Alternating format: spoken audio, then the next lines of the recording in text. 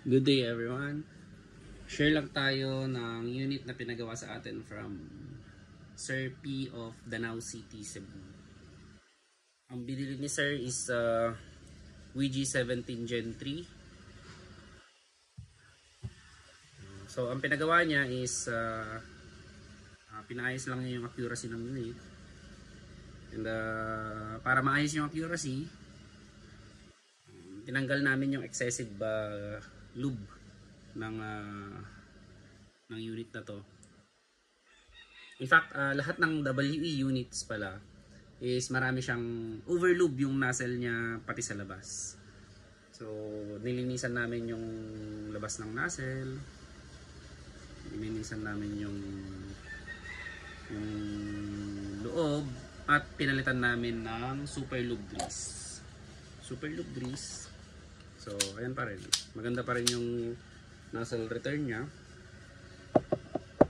So, sa mga nagsasabi na isprayhan muna dito ng silicone oil bago gamitin, mag-isip-isip kayo kasi papasok yung silicone oil dito. Pag isprayhan nyo dito sa part na to, ito, of course mababasa yung nguso and yung nozzle nose, yung nguso ng nozzle is papasok dito sa loob. Maapektuhan yung accuracy nyo.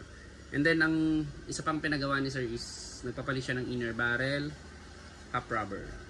So for UAD hop rubber, stock chamber to, and nagpalagay din si Sir ng fixed barrel. So shout out from Imperial Custom and Precision. Napakagandang outer barrel, fixed barrel. So kung mapapansin nyo, hindi yung logo ni Imperial Custom ang nakalagay dito. ICP 505 tsaka 6x19. Personalize kasi namin yan. So kapag ganyan yung nakikita nyong markings sa Imperial Custom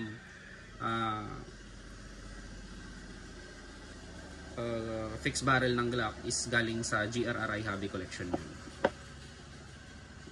Pero same specs pa rin. Kung paano sila ginawa yung may logo dito, ganun pa rin. Magkaiba lang kami ng markings. So, ikabit natin. Subukan natin ikabit.